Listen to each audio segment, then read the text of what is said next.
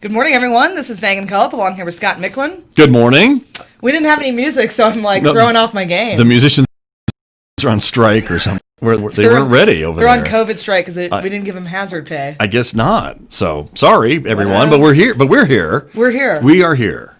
We are not on strike. We are not on strike. No. So what else would we do with our Monday morning? We didn't change. The locks were not changed over the weekend. The key still worked. You get in the building. My key worked, yeah. You're here. So there you go. So welcome, everyone. We are glad that you're here with us as well on our COVID information program for the local community. We're going to be talking, by the way, it's Monday, August 17th. 23rd week.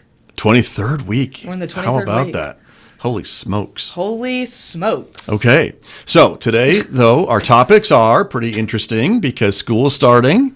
And so we're talking about special education, right? We have guests from Farmington schools calling in. And the other thing I thought that was really interesting is the performing arts, because we haven't really talked about, because venues are closed, right? You can't have concerts, you can't have plays, you can't have, all those different things that we normally enjoy this time of year starting back up again. But the San Juan Symphony has announced that their season will continue, albeit a bit different. And so we're going to talk about that a little bit later on in this program. So Great. We're looking forward to that. So there you go. Cool. Okay. I love a good symphonic experience. I'm glad that you do. I was just thinking in a different way. Yeah, I was just thinking about Berlin because they took out multiple seats in auditoriums. They just went ahead and unscrewed them and removed them. Right. So that they could sit with a distance socially apart. distant, yeah. Yeah, so I think they took out 4 seats per row or something. Right. Well, that may be where we're headed. I have no idea, but How often have you seen somebody space out and it's I was just thinking about Berlin. Yeah. Well, yeah. Well, That'll be an as heard on the show post later on. I was just thinking about Berlin. Twitter or something. Okay. So anyway, let's talk about some testing this week. As you can see, testing this morning here at San Juan College. Tomorrow it'll be in the evening here at San Juan College on the 18th. On Wednesday, August 19th, over in Kirtland from 8 a.m. to 9 a.m. at Judy Nelson Elementary School. This Thursday, August 20th, back here at San Juan College in the evening from 6 p.m. to 7 p.m. Friday, August 21st in the morning here at San Juan College from 7 a.m. to 8 a.m. And this Saturday, August 22nd at the San Juan County Public Health Office on South Miller Avenue from 8 a.m. to 9 a.m. Saturday, that's a new option. That is a new option, I think. That's true. And I think the Public Health Office has been doing testing there. Yeah. Also kind of on-demand type testings, but that's the schedule. And so, again, the information, if you need to call to help get registered before you go, you can go to 505-327-4461. Nice. But that's the testing information for this week. Good. So there Good to you know. go. Yeah. Register beforehand. They ask you to do that. Yes. They would like you to do that. So it makes things a lot easier. Right? It goes a lot smoother. It goes a lot smoother. That's good. It's it's kind of nice. You get up there and your biohazard bag is all ready for you. Well, good. I know it's got to be very off-putting when you go through that. It is. So, but what Nice is it? people, What though. isn't these days? Yeah. Most things are off-putting these Right. days. Yeah. Exactly. All right. Okay, Here's Johns our numbers from Hopkins. Johns Hopkins. And as you can see, this is their national map. And so the latest numbers are... The latest numbers are U.S. confirmed cases, 5,201,233. And the latest confirmed U.S. deaths, 166,118. I was listening to a story this morning that was Centers for Disease Control was projecting 200,000 deaths by Labor Day. Oh, dear. Really? Yeah. Oh. And only about That's not 10% very far of the, away. It's not very far away. And only about 10% of the country has been infected so far by their estimates. I mean, confirmed cases, right? I mean, who knows, really? But Right. as far as confirmed infections go, it's about 10% of the country. And apparently you need 60% at least to qualify for herd immunity, if that's even a possibility for this virus. Well, and that may be a whole other discussion, That's right? a whole other Because, discussion. Yeah, that would cause a lot more problems, I think. Right, At but the moment. on a positive note, Yes, thank you. confirmed 52,000 roughly cases daily, but that's a decrease of 15%. That's good. That is good. That's It's what we a want to see. big percentage decrease. Right. Well, I know our state, we are trying to get the numbers down as well. And so we can kind of look at some of those latest numbers. And this is what the state was reporting on yesterday. 146 new cases in New Mexico on Sunday, 23,302. And I believe the latest number that they're trying to get us to attain after a 7-day average of 168 daily cases. Okay. Okay. So we're below that, at least from Sunday, but we may go above and beyond. We'll see how it averages out.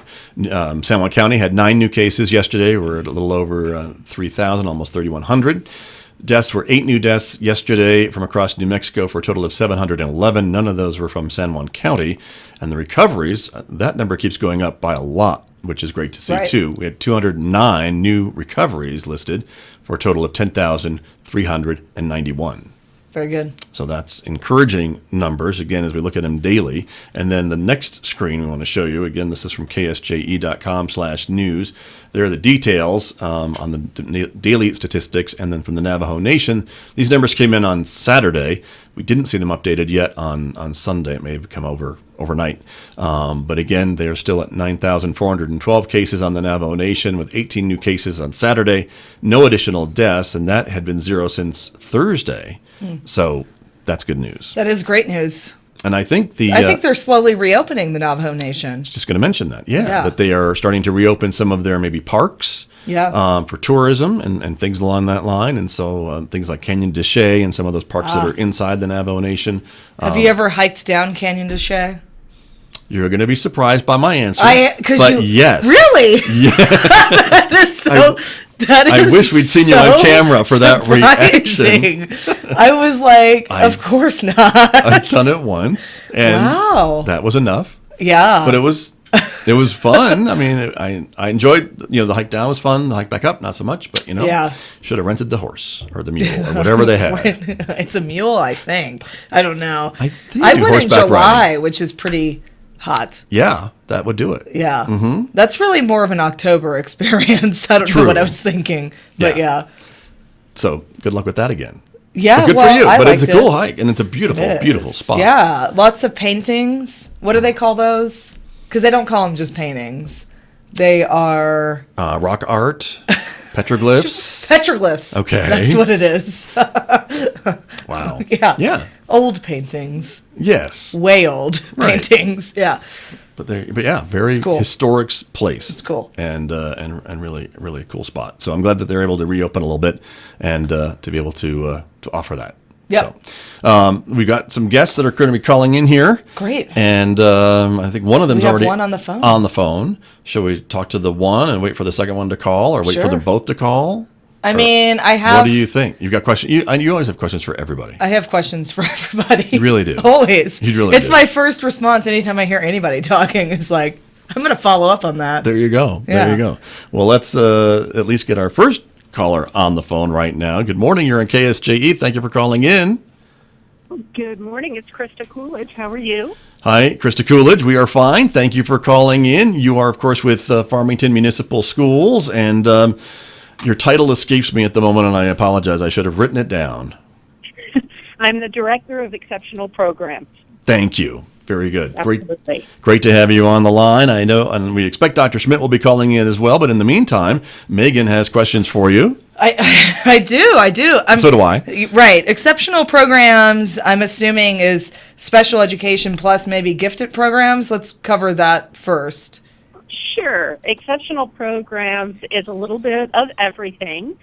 So basically, we are overseeing special education, compliance for gifted education, nursing, social workers, diagnostic services, special preschool. All of those things are kind of encompassed under my department. Wow. That's quite the breadth of services. So I wanted to ask, excuse me, the governor, when discussing these possible school openings, did make a special mention of special education students. So we wanted to hear some updates on that, how we're doing on that, what the status of that is, maybe which students would qualify for that kind of service. So I'm not sure how specific I can be at this point in time, but I can tell you that we are in progress and in process of looking at bringing in some of our special education students if we are still not able to meet face-to-face after Labor Day. And we are looking at our highest needs students and making sure that we're able to provide appropriate services without having expectations of some of the things that some of them may be unable to do. So in trying to plan all the different pieces that go with it, it just keeps getting bigger and bigger, and every time we think we have a solution, 10 more questions come up. So we're currently looking at how to make sure that we appropriately address things like students who might not be able to wear a face mask because of sensory issues, our deaf population, and needing to be able to see faces and how we address that. And then, of course, the transportation and meals, and some of our students who have specialized feeding, such as tube feedings, toileting needs. All of those different things are things that we're having to make sure that we have protocols for before we let any kids in, because we want to make sure that we are as safe as possible for everybody involved. Great. And so special ed is also a very, very big umbrella. So when you mention high needs kids, who qualify? Is there like a percentage of time they spent in special education classrooms? I mean, that's a huge breadth of student population. It is a huge breadth.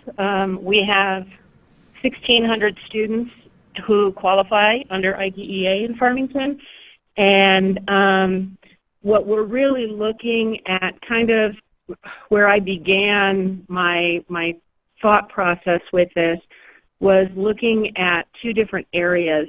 Number one, the ability to engage with the technology, and number two, the opportunity to access their services through the technology. So that's really where we started the conversation. And then, again, looking at those students who are unable to access their communication, et cetera, through technology only, are the ones that we're really kind of prioritizing at this point.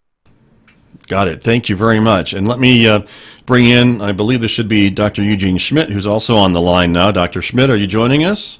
Sir, I am, and I thank you for the opportunity to wish all of our students, families, and staff a welcome back to the school year. Thank you. Thank you very much, Dr. Schmidt. We've just been talking with Krista Coolidge here a little bit about exceptional programs. And another question, Chris Coolidge, to you is, what are you hearing from your parents who maybe are a bit concerned about their children having to do some of these additional learning ways of learning, whether it's online or what have you? Not all children do as well maybe in an online situation. I mean, is that a concern you're hearing from parents, I guess is my question. It is. We have heard from a few parents, and I understand their concerns, and which is one of the reasons we're trying to make sure that we're able to meet the needs of students who require that. So, yeah, it is definitely a concern in our area.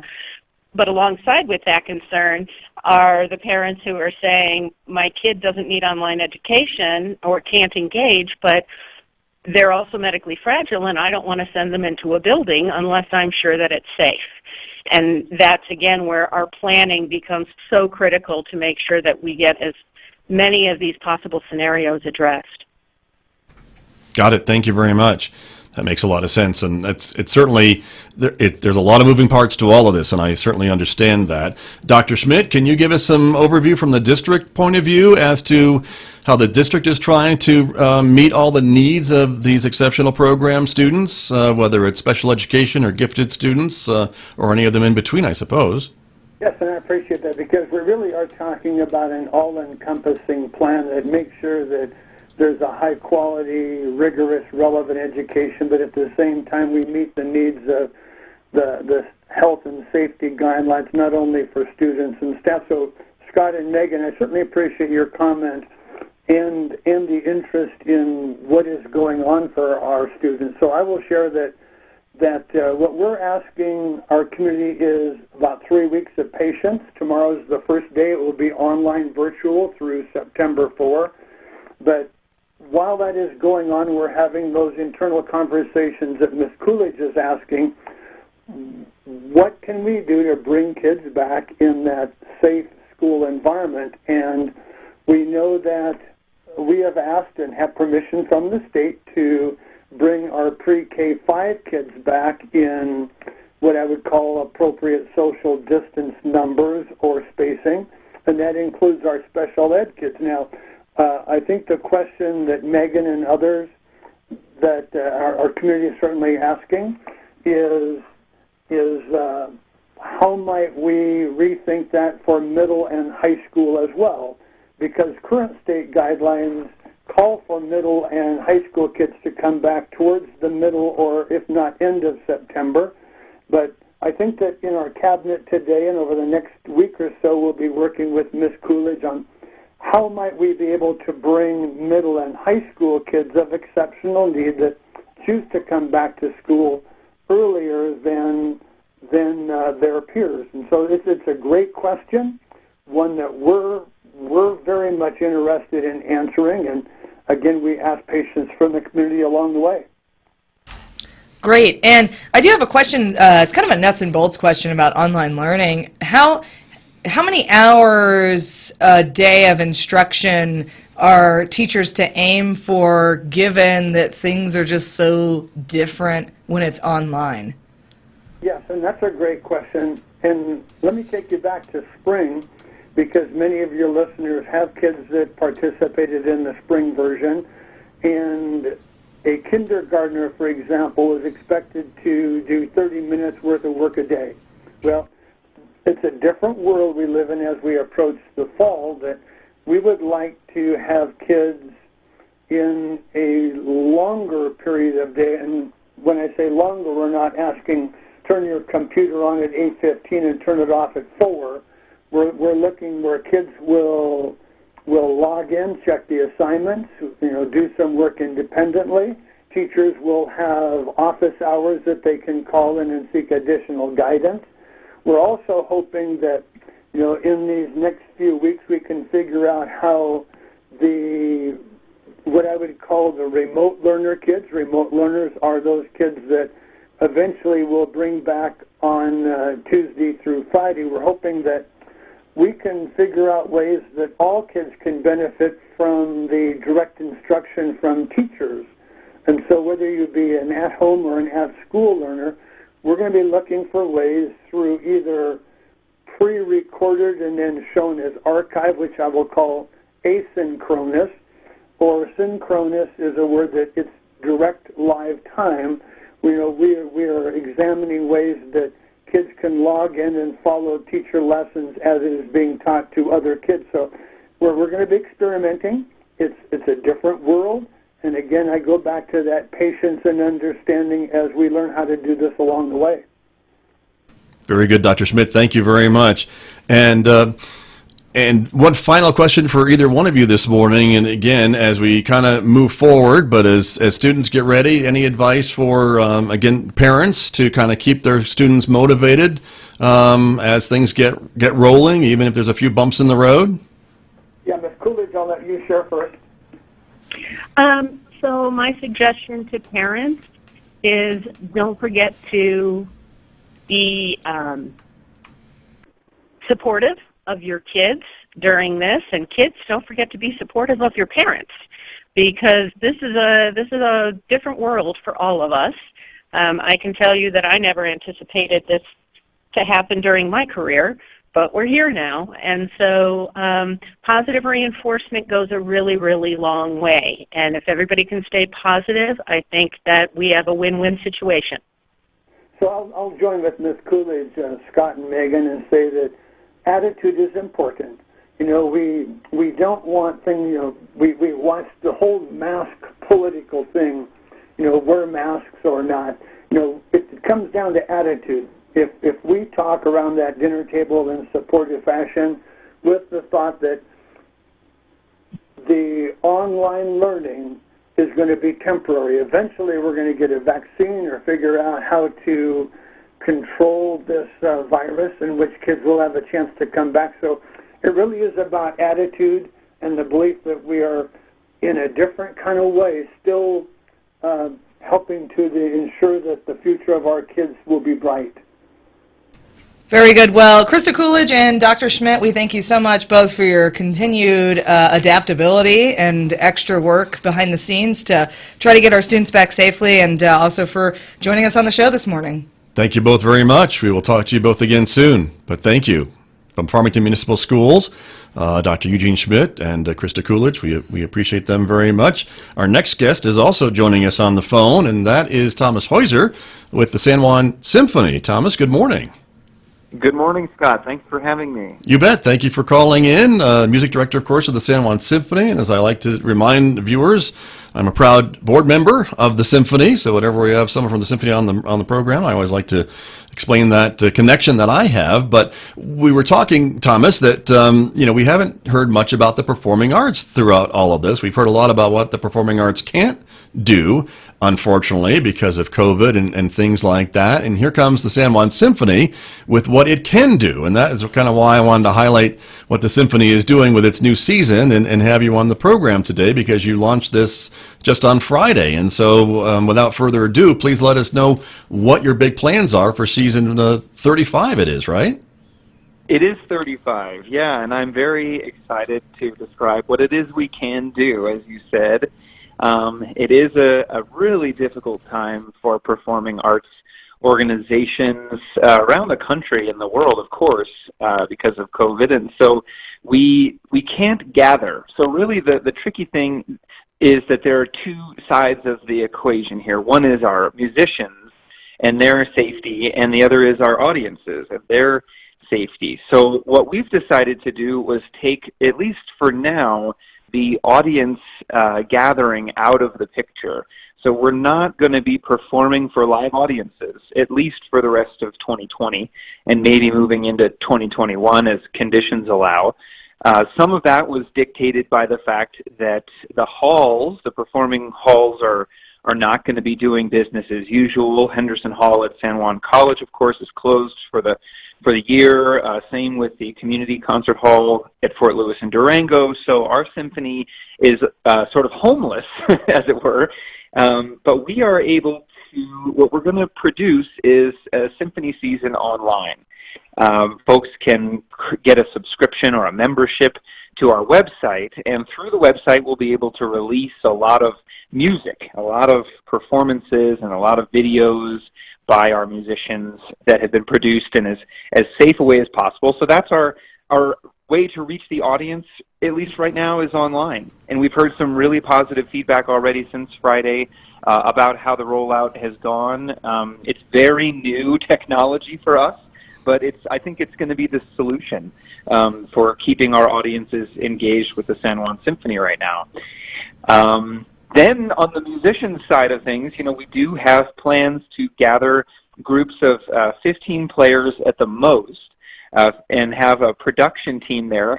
And so when we get our concerts to happen, they're going to be these smaller groups.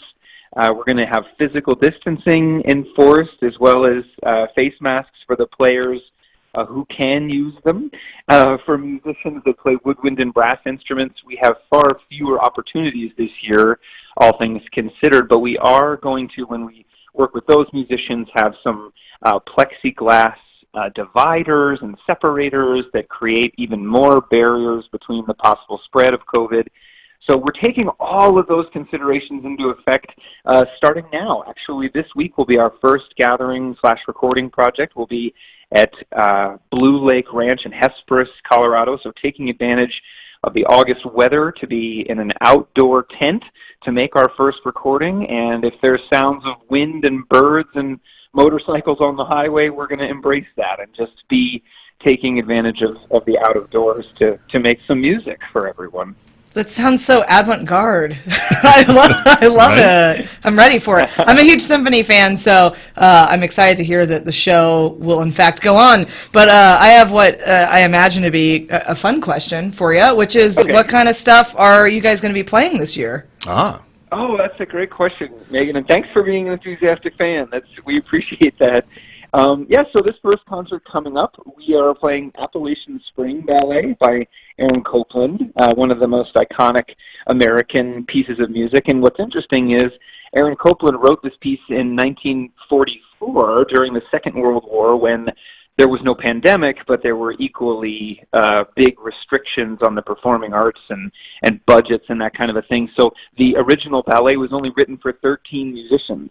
So it's a perfect piece to play during a pandemic because we can spread out and not hire too many people and that kind of thing. So we'll play Appalachian Spring as well. On this concert, we have 2 works by Black composers in a season-long conversation about inclusivity and diversity. So we'll have pieces by Jesse Montgomery and Bruce Russell, both Black American composers who are still living, and they'll be part of online conversations with me, pre-concert talks that'll again be streamed through the Symphony website. Moving into the next couple of concerts, we've got music by some familiar faces and not so familiar as well. Edvard Grieg, music of Gustav Mahler, as well as Debussy, and this is the centennial celebration of the birth of Astor Piazzolla. He was a wonderful composer of Argentinian music.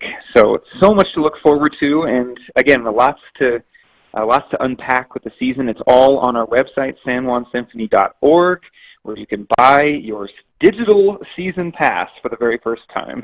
How about that? And so, and that was what I wanted to ask you about, Thomas, because the pass. Sorry, Megan, popped up there for a minute. I'm Put you on camera for a second. I know your lips weren't even moving when we heard the voice. I'm sorry, Avant-garde. Thomas. Okay. But with the season pass, that gives anybody who buys a season pass an access to all the concerts that you have scheduled, which is the same amount as a typical season, correct? And plus you've got a lot of extra things planned as well, which would all be included in this season pass, right? Absolutely, yes.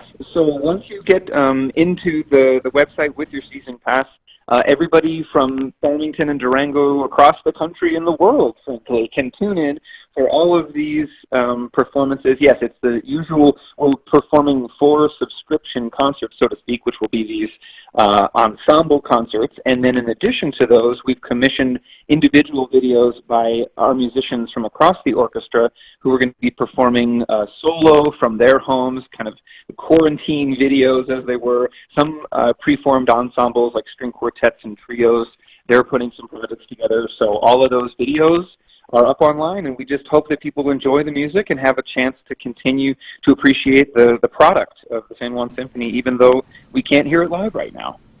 Great. And so I do have a follow-up question. You did mention videos online. So is this option, the digital pass, where you can watch it live as it's happening, or you can catch it like any time since it's recorded? Yeah, so it's a little bit of both. So the videos that the musicians have produced, most of the music that they've done is in the public domain, so we've been able to make those recordings available for the whole season. There will be some of the music is under copyright, and we have limited availability of keeping that music online. So some of it will come down after a period of 2 weeks or so after it's released. And the fun thing that we're planning for the big concerts, the 4, quote, subscription concerts, is they are being pre-recorded, but then we're going to release them live at like a release party that's going to be live streamed with myself and maybe a few guests, whether on the phone or in person. And then we can even, release the videos there. They'll then be available for about a week or so online, even if they're under copyright restrictions. So it's very new technology, new landscape for us, but there's a ton of content that's going to be up there, lots of music to enjoy. That's great, Thomas. And again, the price for the season pass, again, I don't know if we've mentioned it yet this morning. Yeah, $99. We got it in just under $100. We calculated that based on the cost of a Colorado ski pass, so we figured that everybody could tune in for a reasonable price. And then as the year goes along, we're going to have some coupons for the week-long pass. Students and teachers can get access for a much more reasonable price for them. So we're gonna be rolling all that out as the year goes along, and hopefully it gets as many people engaged as we possibly can. And I can't believe I haven't asked you this yet this morning, Thomas Heuser, but the theme for the 35th season of the San Juan Symphony is unique, I believe, and meaningful. I think so. You know, when we were going through the first few months there of March and April in the lockdowns, there was so much talk about these return to the essentials. You know, what really is important in life. And I heard from so many people how much they missed live performances and how much it means to have music in our lives. So we're calling this season Essential. Even though it's online and we don't have the ability to experience this in person, we do believe that music is an essential part of the life and culture of our communities, and so we're calling the 35th season Essential, and I hope that resonates with everyone. I love it. It does, very much so. And so the first performance, the first videos will start coming out then when? If we get our season pass, and we'll be notified, obviously, and we'll be ready to go. Oh. But you talked about recording the first concert maybe this weekend or soon, right?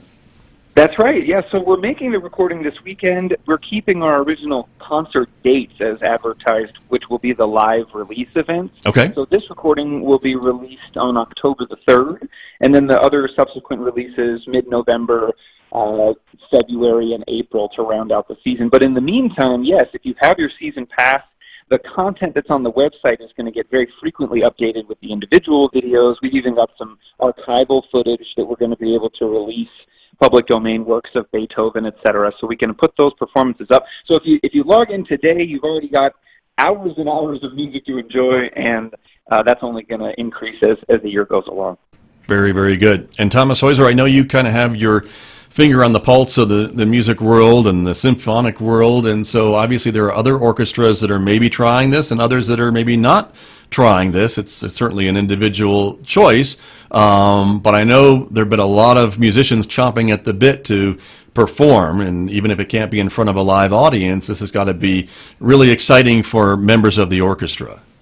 Yeah, you know, it's such an interesting climate right now for orchestras around the country and the world, and you're right, people are trying all manner of things. Unfortunately, some larger organizations have had to just close down completely for the year. There are some orchestras that have furloughed their entire staff and orchestra until 21 at the earliest. So those are the situations where, you know, a lot of it has to do with resources and sort of flexibility. Because we're a small organization, we do have some flexibility. So we're kind of trying this out, and it is, as you said, it is a good thing for the musicians. They are able to stay engaged, at least to an extent. You know, one of the things I keep having to reminding people is that we have usually 65 musicians or so, and we're only able to use about 15 at a time.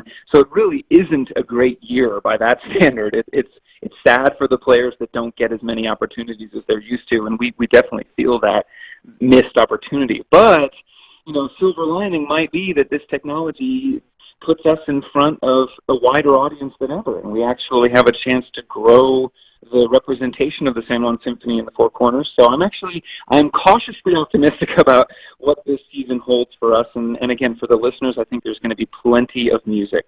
So, which is great, which is what we want. So that's wonderful.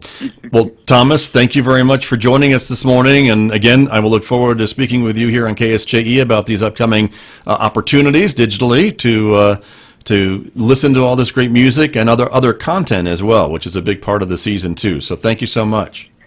Thank you both for having me, and thanks for keeping everyone informed about what's going on. It makes a huge difference, and we appreciate you. Thank you. Great, Thomas. Thanks so much. That's Thomas Heuser. He is the music director of the San Juan Symphony, our guest here on KSJE, and we appreciate him being with us to continue to give, again, performing arts. We haven't had performing arts in 6 months. I know. And he's right. It is essential. And I do love that theme. 23 weeks. Yeah. So also, my boy, Copeland. You like Copeland, right? I love Copeland. You're going to be... I'm an American, so obvi. Right. Yeah. Are you going to sneak into the tent or try to be a little... well, that's what I was climb saying. A tree? I've always wanted to see Copeland stuff live, and so that's why I was like, oh my gosh, I'm so excited they're doing it, but also like, why when it's not live? Right. But maybe I can sneak into the tent. I don't know. I could wear all black and pretend and like borrow somebody's violin, and then they'd be like, that would go over well. Yeah, the fifth violin over there. Like, what are you doing? Where'd you come from? Are you playing anything back there? Yeah. No, I'm just there for the looks. Right. The aesthetics. There you go. Anyway. Okay. It's so exciting though. It is very exciting. So cool. And again, a lot of out of the box thinking, as we've been talking about this, forever, right? What do you do If you're 23 it seems weeks. like it, but same thing. If you're a symphony, if you're a restaurant, if you're a retail store, what teacher, do you do? if you're Teacher, a minister, and all those things. So you just got to be open to new ideas and new ways of doing things. That's right. So there you go. You had an update for us. vaccines. Vaccines. Well, okay. sort of in testing. Let's go with the test. Well, okay, it's twofold. So, All right. one is, as we know, the flu season might just compound things. Both. Yeah, folks are concerned about that. Right, and for a couple of reasons. One is you might not, and flu symptoms can mimic COVID symptoms and vice versa. And obviously, though, the order of business for both of those diseases are very different as far as what you will do if you contract that disease or what lingering effects it might have on you. So that's one concern. So there is a company that's on the cutting edge of rapid testing, because that's also part of the conversation, is how quickly can we get the test results back. The quicker we know, the quicker we trace, the quicker we stop it in its tracks, right? So this company has actually produced a test that will test you for 2 different flu strands, COVID, and RSV, which is another respiratory disease that can mimic these things. And it takes like 36 minutes. What? For all 4 of those. Wow. Brilliance. And so hospitals are clamoring to, buy that stuff. And I wish I knew the company's name, because I'd be buying, I wish you did too. buying a share. Oh. And it's something with the Z. Yes, Let's not give for different advice reasons. on the show, right? Yeah. But interesting. Yes. And you're right. The timeline is really one of those kind of frustrating things, I think, right? When you go to get tested and you're waiting to find out the results. And so, if it turns out you're positive, then even the days from when you took the test, what were you still going out and about? Were you interacting with people? I mean, all that Right. stuff. I mean, it would behoove us to, while you're waiting, quarantine. Right. Particularly So if you think for you've really been sure. exposed. That's right. And then the vaccine update, of course, is that, Pfizer is in phase 3 of testing, which is a limited human trial. So we've heard a bit about that. But also the flu vaccine, which I get the flu vaccine every year. I don't know if you do, but let me just take this time to publicly shame you if you don't. I do. Thank you for asking. But they're, normally we would get those maybe like late September, early October, or beginning September, mid-September, something like that. But they're really pushing that it's probably those signs are gonna start appearing late August this year, as far as making those vaccines available. Right. And so get it now, get it quickly. Stay ahead of the curve as we try to flatten it. You're welcome. Oh, nice. That was nice. That was poetic, right? Very poetic. There you are. Very good. There Now, you I am are. hoping that maybe flu season won't be as bad this year, because we are wearing masks, we are washing our hands, we're not touching our face. Right. And so maybe we're actually a cleaner population. Yeah, thank God, finally. Gosh. And then maybe we won't have that it bad. unwashed public used to bother me. Right. But yeah, no, we've acquired collectively better habits, particularly the hand habits. So I'm hopeful that maybe flu season won't be quite so I bad. thought you were going to say that you're hopeful that we get like a lollipop after each vaccine. Well, that wouldn't hurt either. I know. They're like, it's been a rough year, guys. So not just children, but everybody's getting a lollipop. I think that would be nice. A nice gesture. But there you go. That's true. Anywho, I think we're about wrapped up the show today. So there you go. That's your interesting fact for this morning, listeners. There you go. Nothing about llamas, but that's okay. There's no new information. I don't know where that went. We have a brief update about our statement earlier about the rock paintings that you mentioned, seeing People at were Canyon concerned de about Chelly. that. People have commented on Facebook that if the designs are carved into the rock, those are petroglyphs. Okay. If they're painted onto the rock, those are pictographs. Pictographs? Wow. Yeah. We were kind of joking about that, because we were talking about school stuff and people were still stuck on the petroglyph thing. But they were wanting to correct us. Live fact checking. We appreciate that. We appreciate live fact checking. But those are the different. There are some distinct differences in the type of rock art that you are describing. Yeah. And in this area of the world, that's good to know. That's right. We have a lot of that stuff. We definitely do. That's very true. So anyway, thank you everybody for joining us this morning. This is our COVID-19 local information program. If you like the show, we invite you to tell your friends and share it on social media, because again, this is good local information from local experts. That's why we talk to them and share it with you. So we'll be back again on Thursday, again at 9 a.m. right here on KSJE on Facebook and YouTube. Again, rebroadcast at noon on KNMI radio and at 5 p.m. on KSJE radio. So enjoy your Monday, everybody, and have a great week. We'll see you again back here on Thursday. Bye-bye.